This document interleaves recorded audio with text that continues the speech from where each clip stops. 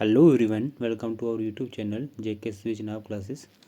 तो हम MCQ discuss कर रहे हैं जो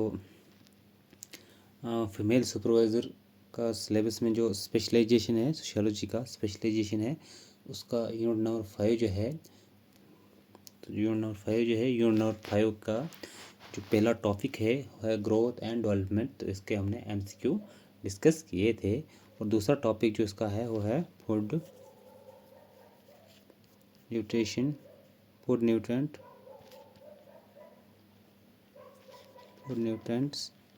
हेल्थ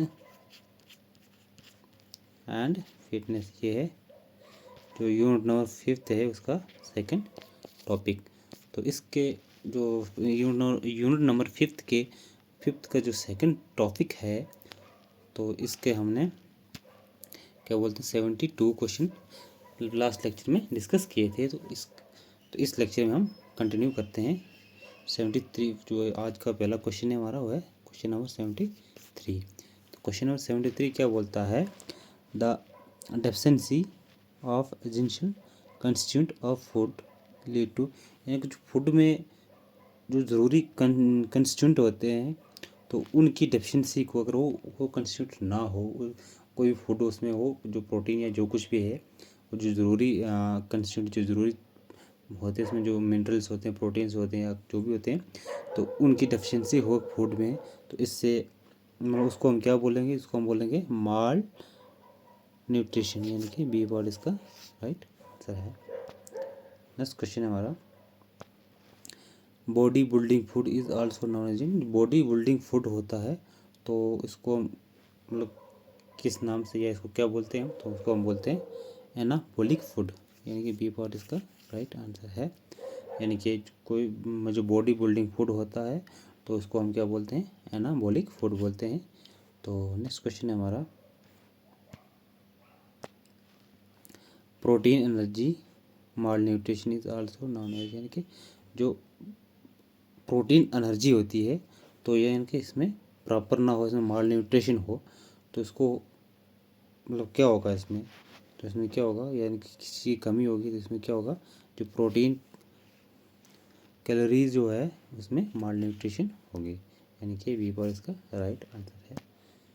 नेक्स्ट क्वेश्चन हमारा है, the condition with the adequate calorie intake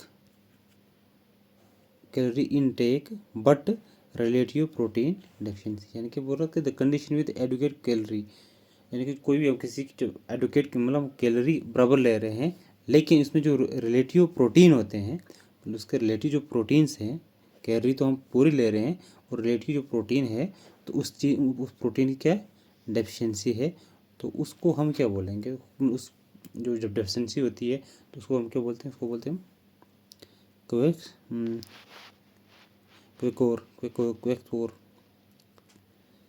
यानी कि बी पार्ट इसका राइट आंसर है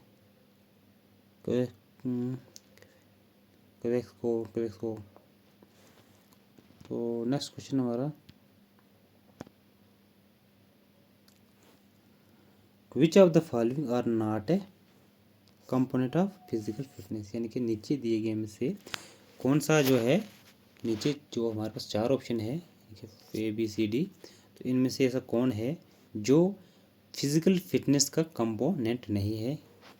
तो इसका जो राइट आंसर है वो डी पार्ट है, यानी कि बॉडी कंपोजिशन, यानी कि ये इसका फिजिकल फिटनेस का कंपोनेंट नहीं है।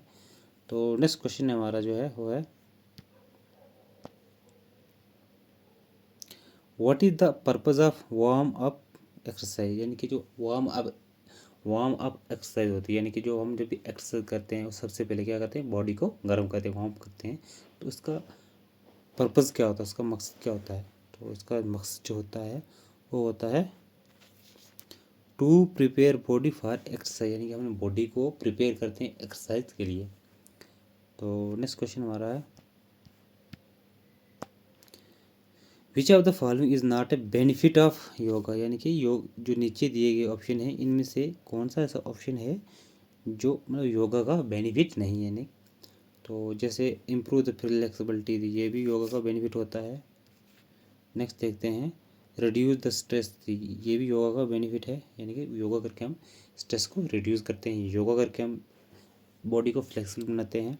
नेक्स्ट है हमारा इंक्रीज द मसल स्ट्रेंथ, तो ये नहीं है, तो इसलिए इसका जो ऑप्शन है वो सी पार्ट है। यानी कि क्वेश्चन में क्या पूछा गया है, क्वेश्चन में पूछा गया है कि इनमें से जो 4 ऑप्शन है इनमें से कौन सा है जो योगा का मतलब योगा करके मतलब बेनिफिट नहीं, योगा का बेनिफिट नहीं है, तो वो है इंक्रीज द मसल स्ट्रेंथ और इम्प्रूव द स्लीपिंग, यानी कि योगा करके नींद को हम बढ़ा सकते हैं। यानी कि बड़ा मतलब कि जो बंदा योगा करता है उसको मतलब रिलैक्सेशन मिलती है, उसको आराम से नींद भी आती है।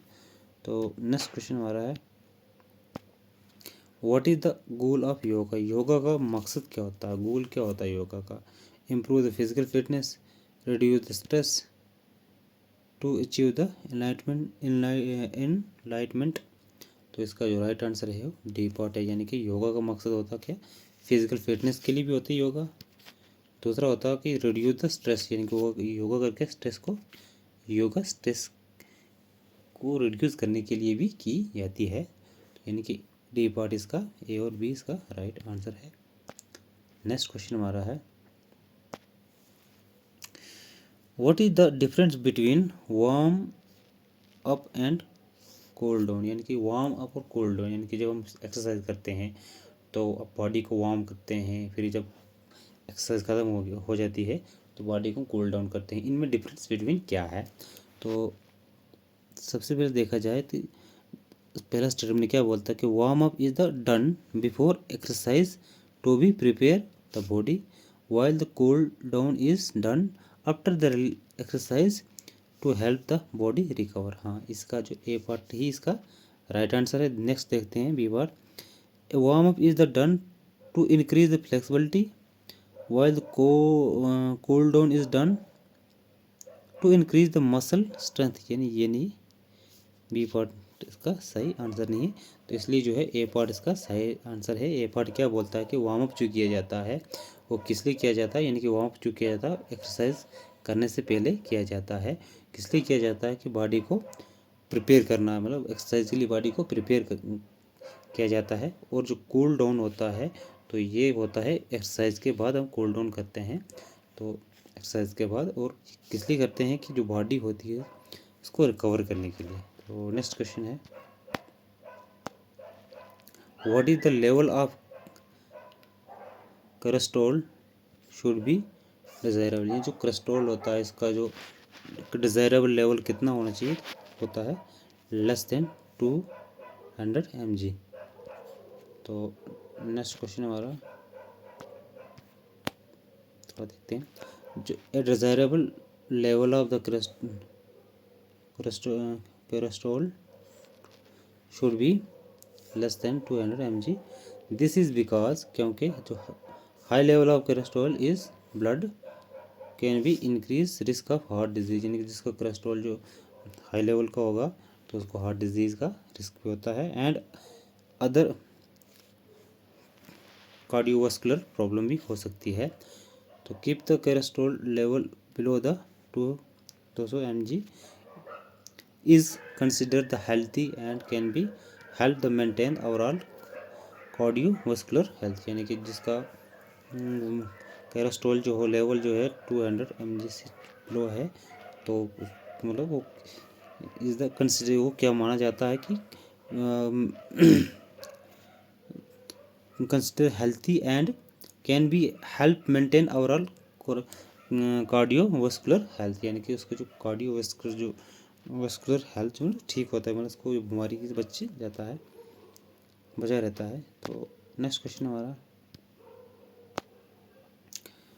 Where do a people and animal get beta beta carotene in their diet from, यानी कि पीपल और जो एनिमल होते हैं वो अपना जो बीटा कैरोटीन होती है जो डाइट में, और अपनी डाइट में वो कहाँ से लेते हैं। तो इसका जो राइट आंसर है प्लांट से, जो कैरोटीन बी है वो प्लांट से लेते हैं एनिमल और पीपल। नेक्स्ट देखेंगे क्या क्या बोल रहा है कि जो पीपल और एनिमल जो है अपना बीटा कैरोटीन जो है वो कहाँ से लेता है? प्लांट से लेता है। जो बीटा कैरोटीन है वो क्या है? पिगमेंट होता है जो कहाँ पे पाया होता है? फ्रूट और वेजिटेबल में होता है, जो बीटा कैरोटीन होता है।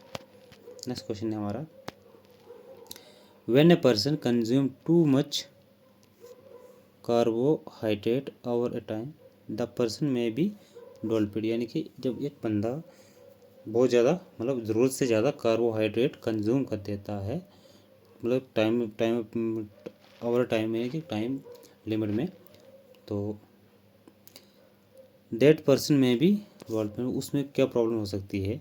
तो इसका जो राइट आंसर है वो है डायबिटीज़ एंड हाइपोग्लाइसेमिया, ये प्रॉब्लम उसमें, ये बीमारी डेवलप हो जाती है।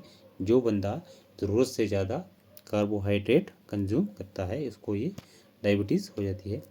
ये देखते हैं, एक्सेस कार्बोहाइड्रेट, यानी कि कार्बोहाइड्रेट को ज़्यादा कंजप्शन करने से क्या होता है? इम्बैलेंस, ब्लड शुगर में इम्बैलेंस हो जाता है, जो ब्लड शुगर लेवल होता है इसमें इम्बैलेंस हो जाता है, और डेवलप्ड डायबिटीज़, यानी कि डायबिटीज़ बढ़ जाती है, डायबिटीज़ डेवलप हो जाती है। और स्पेशली कौन सी डायबिटीज़? टाइप 2 डायबिटीज़ जो होती है इसकी ये डेवलप हो जाती है।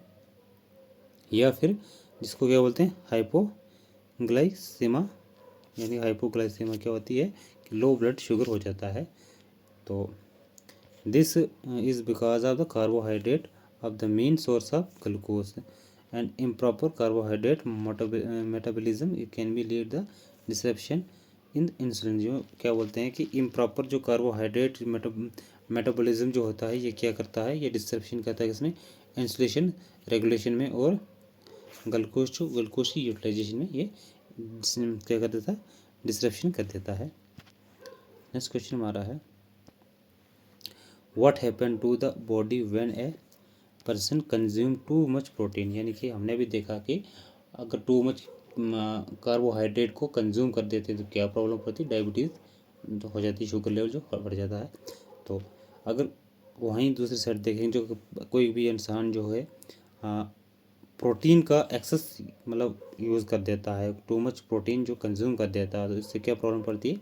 इससे पड़ती है, यानी कि बी पार्ट इसका है, person can be develop the kidney failure हो जाता है, या फिर कैल्शियम लॉस हो जाता है उसका, जो टू मच प्रोटीन यानी कि ज़रूरत से ज़्यादा प्रोटीन को कंज्यूम कर देता है, तो ये प्रॉब्लम पड़ जाती है कि एक तो किडनी फेलियर बन जाता है, दूसरा कैल्शियम लॉस कर देता है। नेक्स्ट क्वेश्चन है हमारा, व्हाट वैक्सी सब्सटेंस, जो वैक्सी सब्सटेंस होते हैं found in all animal source of protein, तो इसका जो राइट आंसर है वो है कैरेस्टोल, जो कैरेस्टोल होता है ये वैक्सी सब्सटेंस होता है। नेक्स्ट क्वेश्चन है हमारा, what are the two form of cholesterol, जो कैरेस्ट्रॉल है कौन सी टू फॉर्म में है? तो इसका जो राइट आंसर है सी पार्ट है, यानी कि HDLC और LDL। नेक्स्ट क्वेश्चन है हमारा,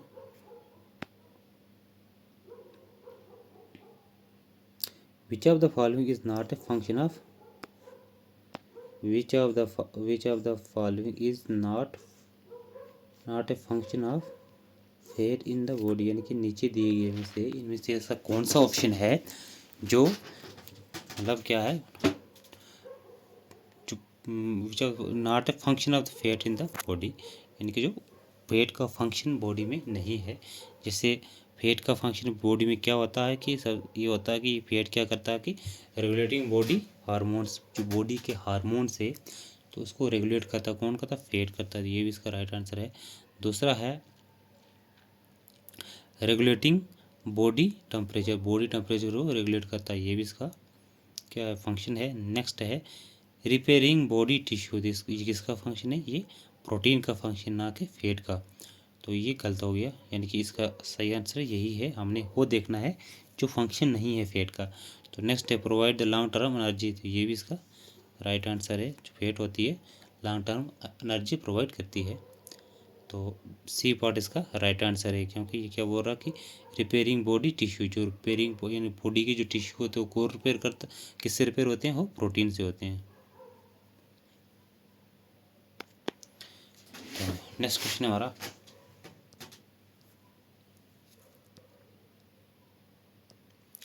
which of the following is not a form of fat, यानी कि नीचे देगी में से जो फैट कौन सा जो है फैट की फॉर्म में नहीं है।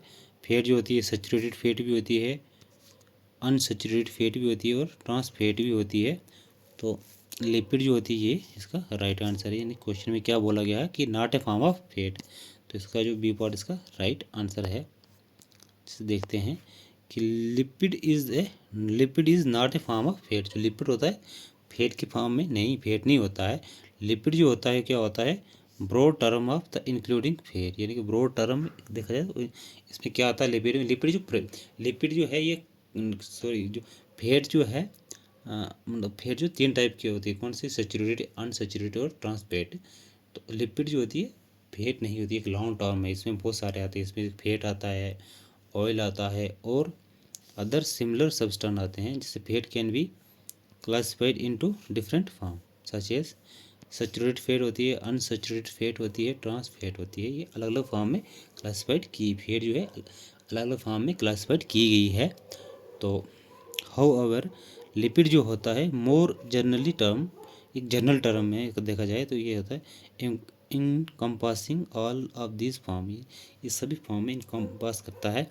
जैसे therefore lipid can not be consider as a specific form of fat. जो लिपिड होता है एक स्पेसिफिक फॉर्म ऑफ फैट को फैट मतलब कंसिडर नहीं की जाती है। तो नेक्स्ट क्वेश्चन हमारा है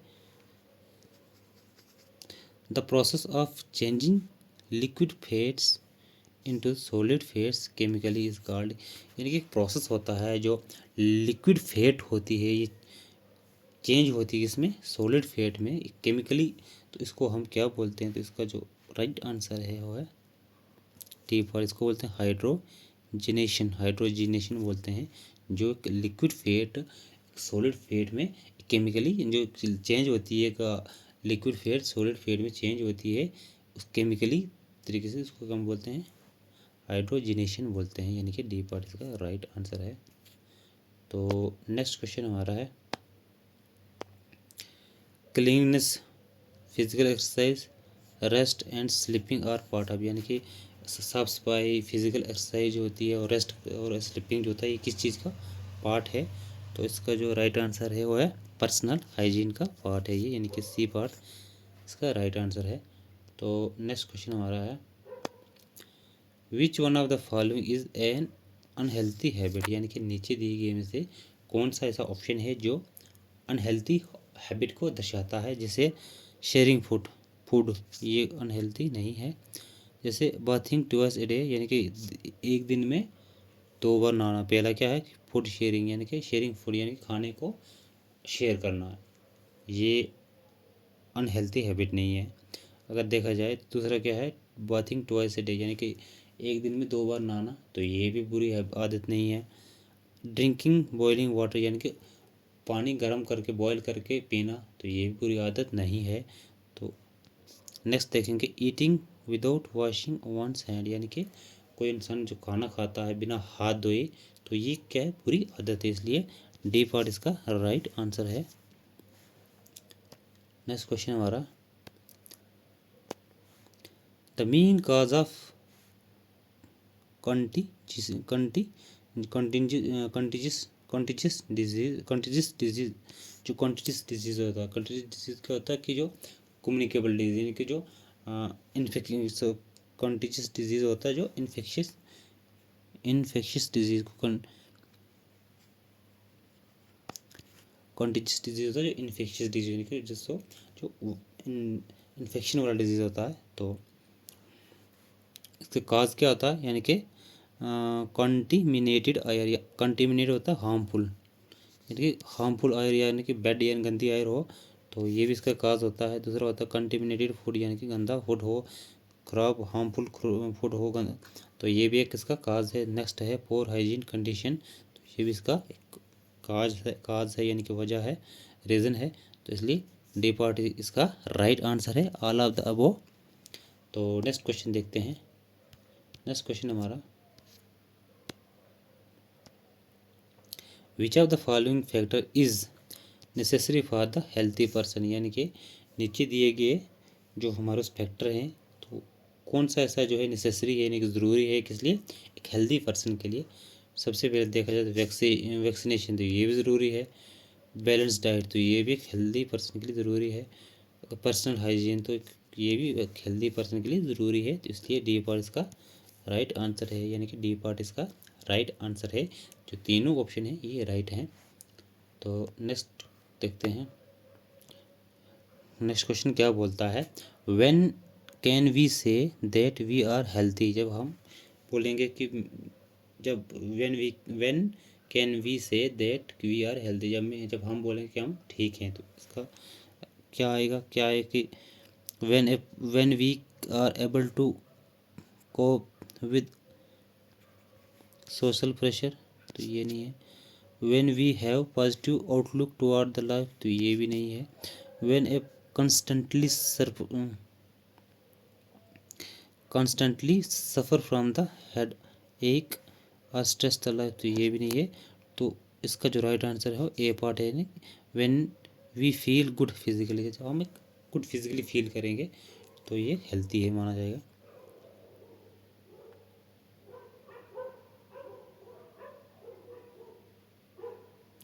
पॉजिटिव लुक,